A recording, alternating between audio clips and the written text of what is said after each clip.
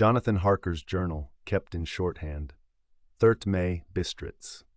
Left Munich at 8:35 p.m. on the 1st May, arriving at Vienna early next morning. Should have arrived at 6:46, but train was an hour late. Budapest seems a wonderful place, from the glimpse which I got of it from the train and the little I could walk through the streets. I feared to go very far from the station, as we had arrived late and would start as near the correct time as possible. The impression I had was that we were leaving the west and entering the east, the most western of splendid bridges over the Danube, which is here of noble width and depth, took us among the traditions of Turkish rule. We left in pretty good time and came after nightfall to Klausenburg. Here I stopped for the night at the Hotel Royal. I had for dinner, or rather supper, a chicken done up some way with red pepper, which was very good but thirsty. Mem, get recipe for Mina. I asked the waiter, and he said it was called paprika Händel, and that, as it was a national dish, I should be able to get it anywhere along the Carpathians.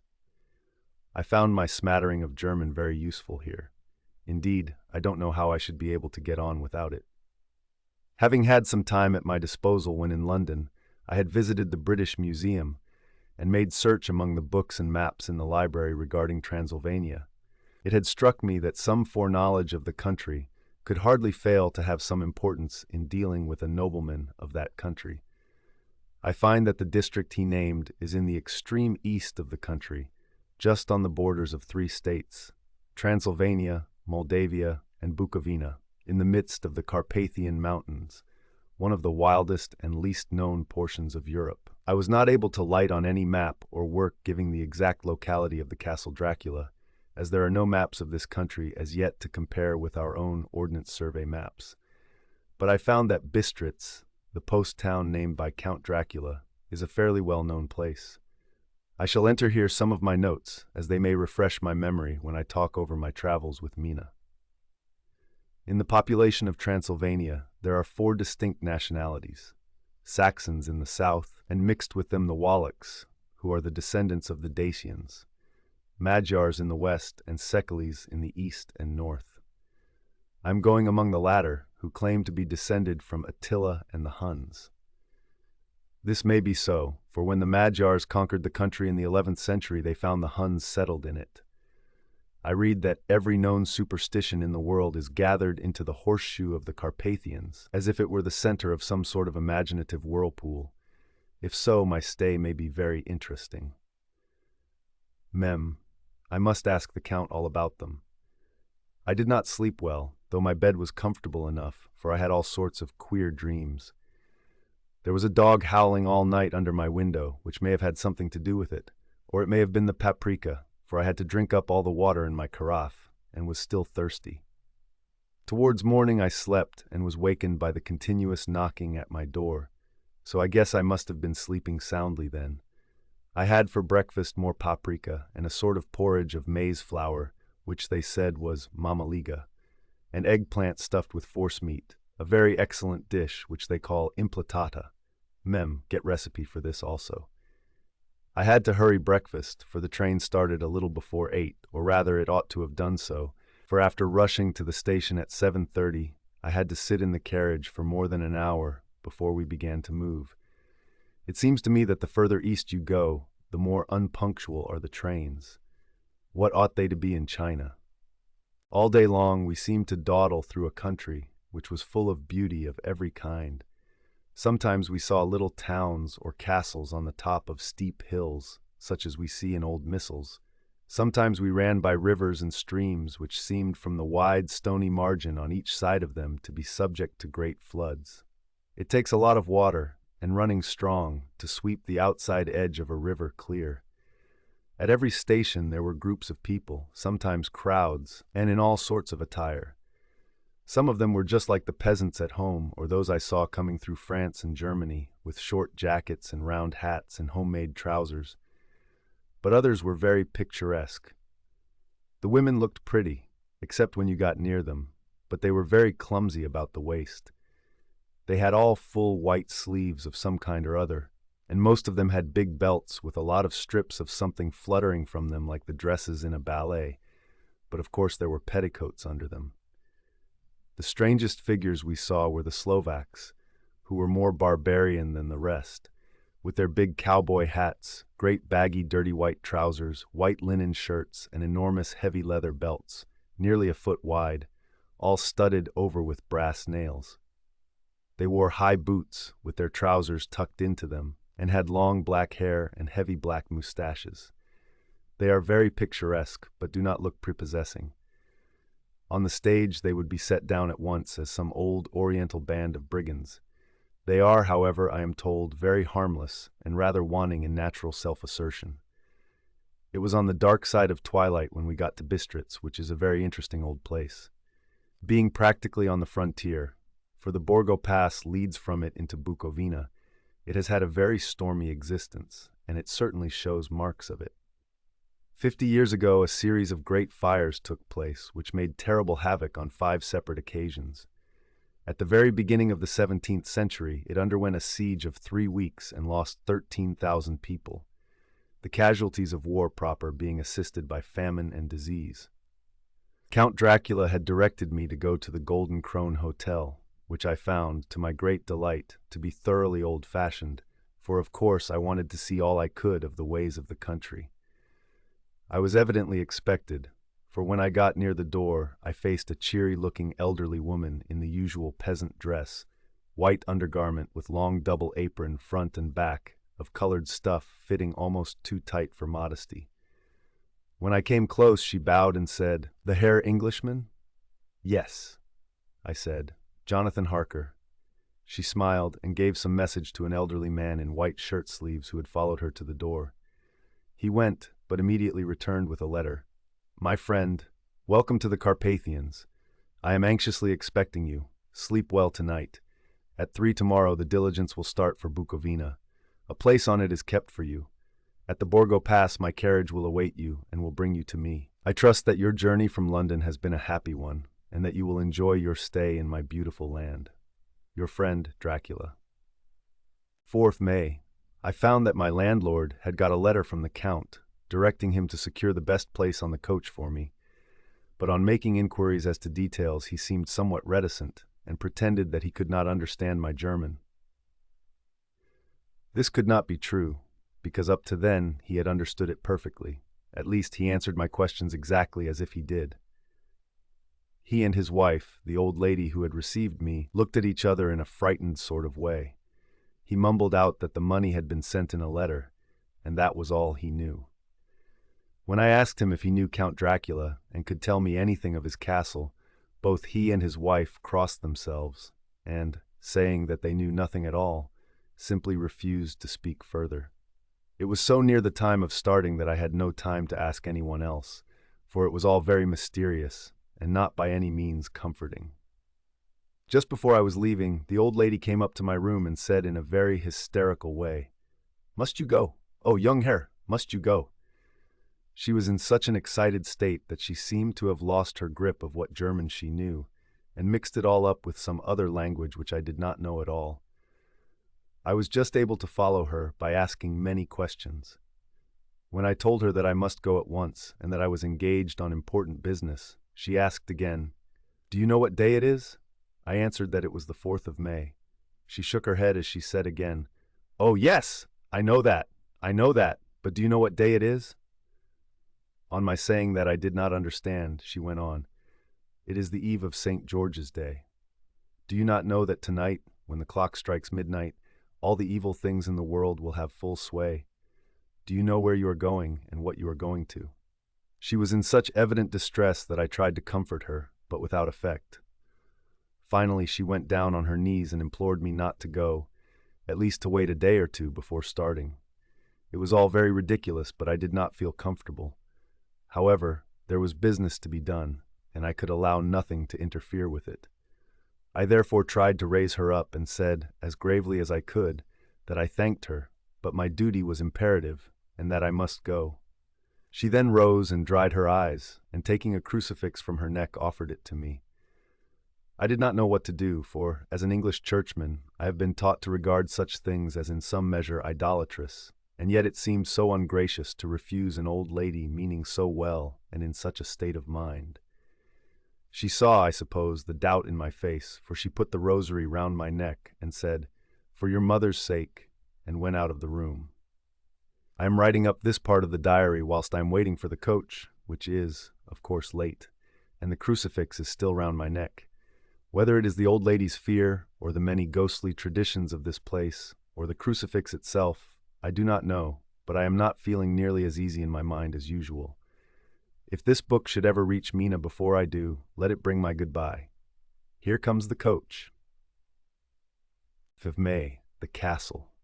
The gray of the morning has passed, and the sun is high over the distant horizon, which seems jagged, whether with trees or hills I know not, for it is so far off that big things and little are mixed.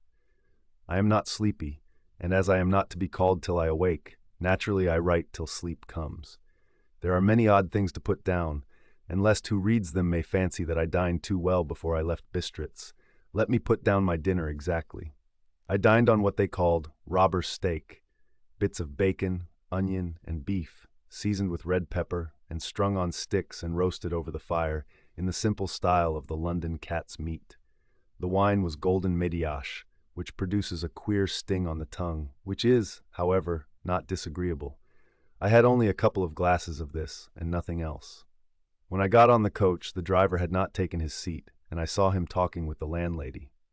They were evidently talking of me, for every now and then they looked at me, and some of the people who were sitting on the bench outside the door, which they call by a name meaning word-bearer, came and listened, and then looked at me, most of them pityingly.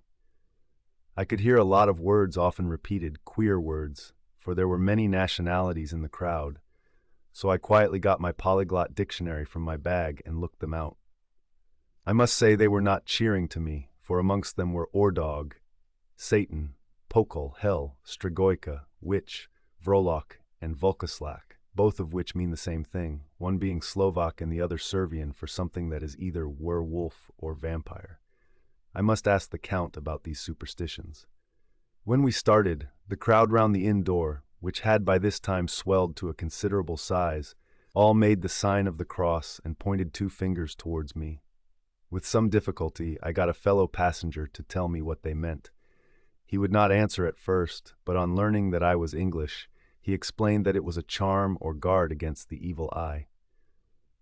This was not very pleasant for me, just starting for an unknown place to meet an unknown man. But every one seemed so kind-hearted, and so sorrowful, and so sympathetic that I could not but be touched. I shall never forget the last glimpse which I had of the inn-yard and its crowd of picturesque figures, all crossing themselves, as they stood round the wide archway, with its background of rich foliage of oleander and orange trees in green tubs clustered in the center of the yard.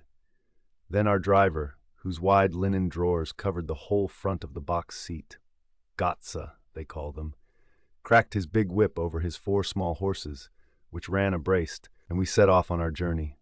I soon lost sight and recollection of ghostly fears in the beauty of the scene as we drove along, although had I known the language, or rather languages, which my fellow passengers were speaking, I might not have been able to throw them off so easily.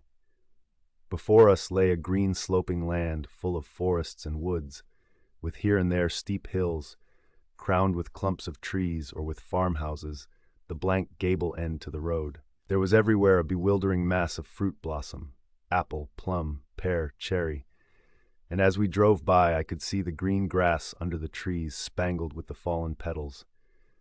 In and out amongst these green hills of what they call here the middle land ran the road, losing itself as it swept round the grassy curve, or was shut out by the straggling ends of pine woods, which here and there ran down the hillsides like tongues of flame. The road was rugged, but still we seemed to fly over it with a feverish haste. I could not understand then what the haste meant, but the driver was evidently bent on losing no time in reaching Borgo Prund. I was told that this road is in summertime excellent, but that it had not yet been put in order after the winter snows. In this respect, it is different from the general run of roads in the Carpathians, for it is an old tradition that they are not to be kept in too good order. Of old, the hospodars would not repair them, lest the Turk should think that they were preparing to bring in foreign troops, and so hasten the war which was always really at loading point. Beyond the green swelling hills of the middle land rose mighty slopes of forest up to the lofty steeps of the Carpathians themselves. Right and left of us they towered, with the afternoon sun falling full upon them and bringing out all the glorious colors of this beautiful range, deep blue and purple in the shadows of the peaks, green and brown where grass and rock mingled, and an endless perspective of jagged rock and pointed crags, till these were themselves lost in the distance, where the snowy peaks rose grandly. Here and there seemed mighty rifts in the mountains, through which, as the sun began to sink, we saw now and again the white gleam of falling water. One of my companions touched my arm as we swept round the base of a hill and opened up the lofty, snow-covered peak of a mountain, which seemed, as we wound on our serpentine way, to be right before us. "Look, Isten Sek, God's seat!" And he crossed himself reverently. As we wound on our endless way and the sun sank lower and lower behind us, the shadows of the evening began to creep round us. This was emphasized by the fact that the snowy mountain top still held the sunset and seemed to glow out with a delicate, cool pink. Here and there we passed Czechs and Slovaks, all in picturesque attire, but I noticed that goiter was painfully prevalent. By the roadside were many crosses, and as we swept by, my companions all crossed themselves. Here and there was a peasant man or woman kneeling before a shrine, who did not even turn round as we approached, but seemed in the self-surrender of devotion to have neither eyes nor ears for the outer world. There were many things new to me, for instance, hayricks in the trees, and here and there very beautiful masses of weeping birch, their white stems shining like silver through the delicate green of the leaves. Now and again we passed a lighter wagon, the ordinary peasant's cart, with its long snake-like vertebra, calculated to suit the inequalities of the road. On this were sure to be seated quite a group of homecoming peasants, the Czechs with their white, and the Slovaks with their colored sheepskins, the latter carrying lance-fashion their long staves, with axe at end. As the evening fell, it began to get very cold, and the growing twilight seemed to merge into one dark mistiness, the gloom of the trees, oak, beech, and pine, though in the valleys which ran deep between the spurs of the hills, as we ascended through the pass, the dark firs stood out here and there against the background of late-lying snow. Sometimes, as the road was cut through the pine woods that seemed in the darkness to be closing down upon us, great masses of grayness, which here and there bestrewed the trees, produced a peculiarly weird and solemn effect, which carried on the thoughts and grim fancies engendered earlier in the evening, when the falling sunset threw into strange relief the ghost-like clouds which amongst the Carpathians seemed to wind ceaselessly through the valleys. Sometimes the hills were so steep that, despite our driver's haste, the horses could only go slowly. I wished to get down and walk up them, as we do at home, but the driver would not hear of it. "No, no," he said. "You must not walk here, the dogs are too fierce." And then he added, with what he evidently meant for grim pleasantry, for he looked round to catch the approving smile of the rest, "And you may have enough of such matters before you go to sleep." The only stop he would make was a moment's pause to light his lamps. When it grew dark, there seemed to be some excitement amongst the passengers, and they kept speaking to him, one after the other, as though urging him to further speed. He lashed the horses unmercifully with his long whip, and with wild cries of encouragement urged them on to further exertions. Then through the darkness I could see a sort of patch of gray light ahead of us, as though there were a cleft in the hills. The excitement of the passengers grew greater. The crazy coach rocked on its great leather springs and swayed like a boat tossed on a stormy sea. I had to hold on. The road grew more level, and we appeared to fly along. Then the mountains seemed to come nearer to us on each side and to frown down upon us. We were entering on the Borgo Pass. One by one, several of the passengers offered me gifts, which they pressed upon me with an earnestness which would take no denial.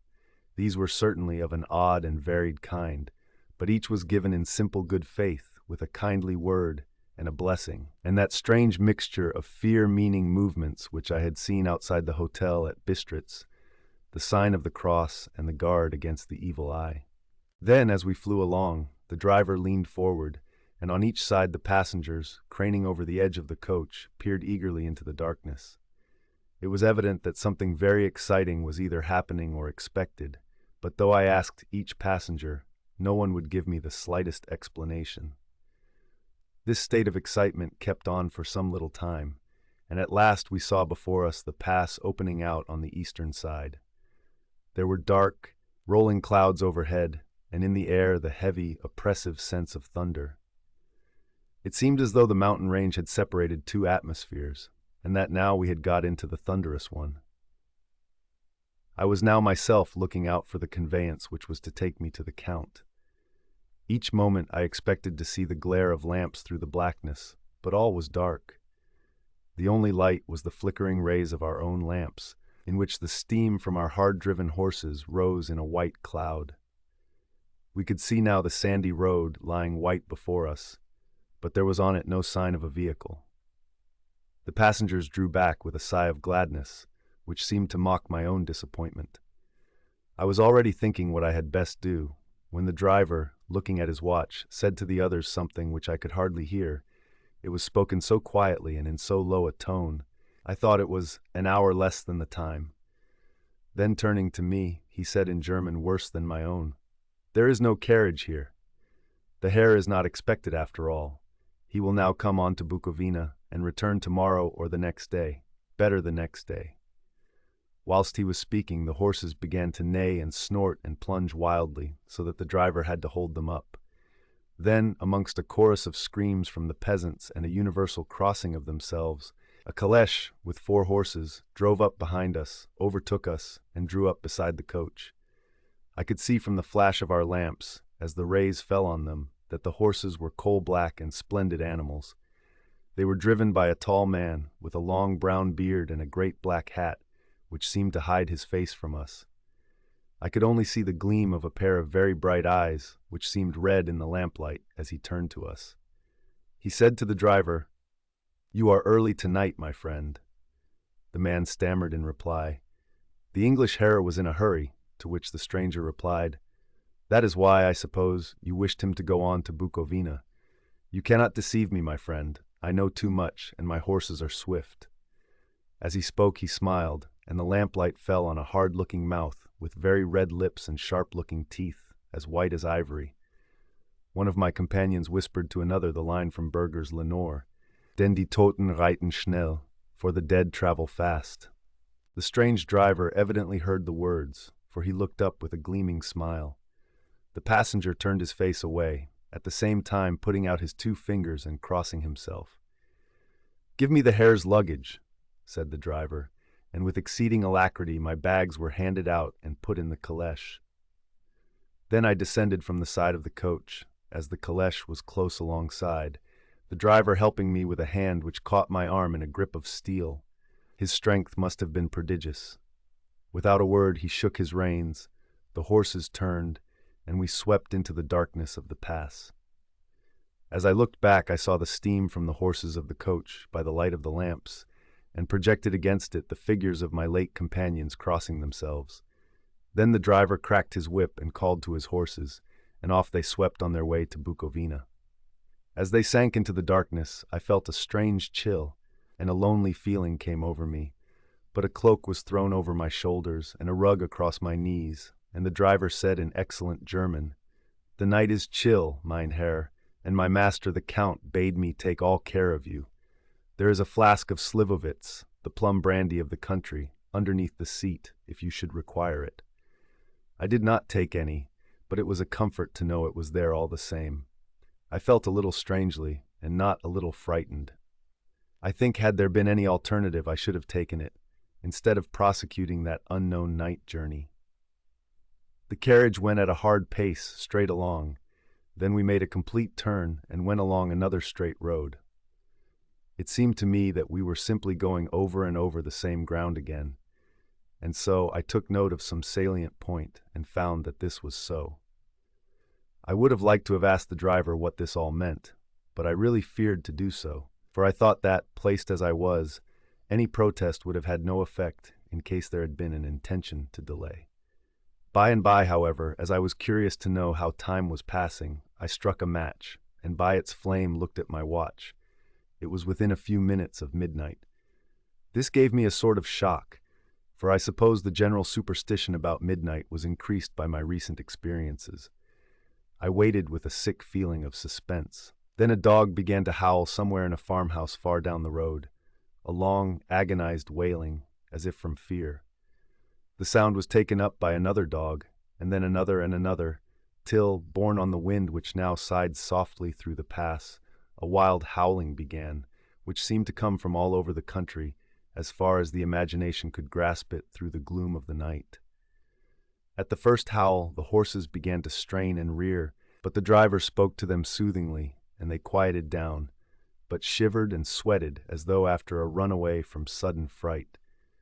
Then, far off in the distance, from the mountains on each side of us, began a louder and a sharper howling, that of wolves, which affected both the horses and myself in the same way.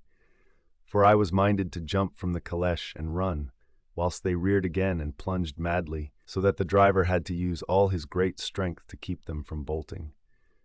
In a few minutes, however, my own ears got accustomed to the sound, and the horses so far became quiet that the driver was able to descend and to stand before them. He petted and soothed them, and whispered something in their ears, as I have heard of horse tamers doing, and with extraordinary effect, for under his caresses they became quite manageable again, though they still trembled. The driver again took his seat, and shaking his reins, started off at a great pace. This time, after going to the far side of the pass, he suddenly turned down a narrow roadway which ran sharply to the right. Soon we were hemmed in with trees, which in places arched right over the roadway till we passed as through a tunnel. And again great frowning rocks guarded us boldly on either side.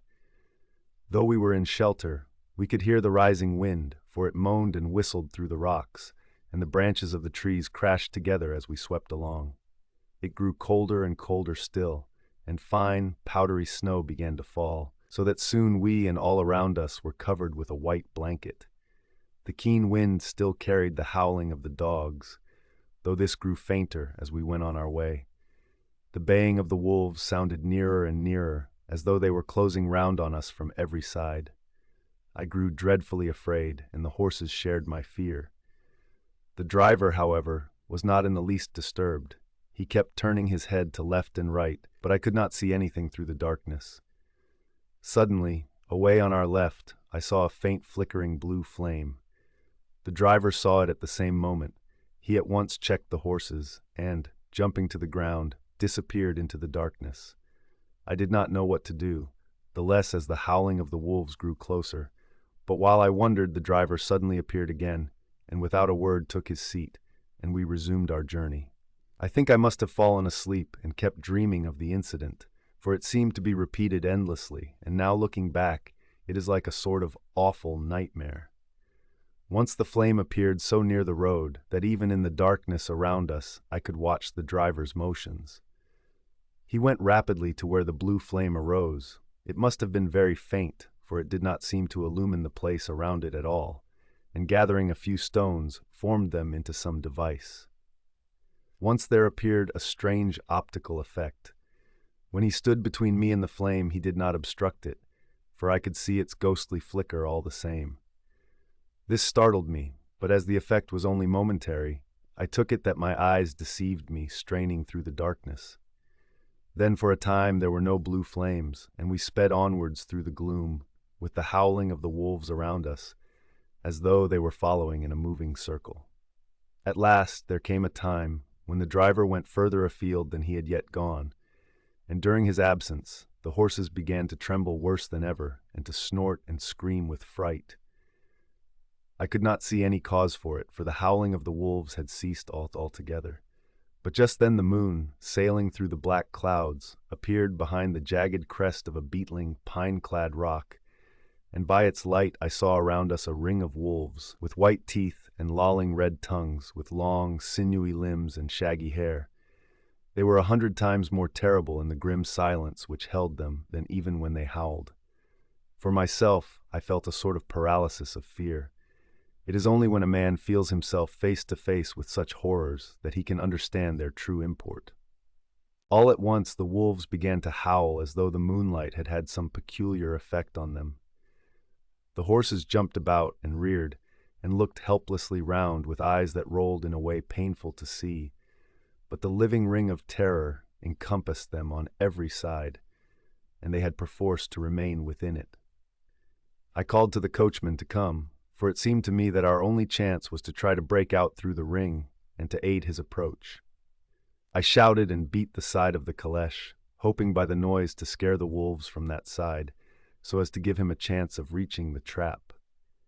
How he came there, I know not, but I heard his voice raised in a tone of imperious command, and looking towards the sound, saw him stand in the roadway.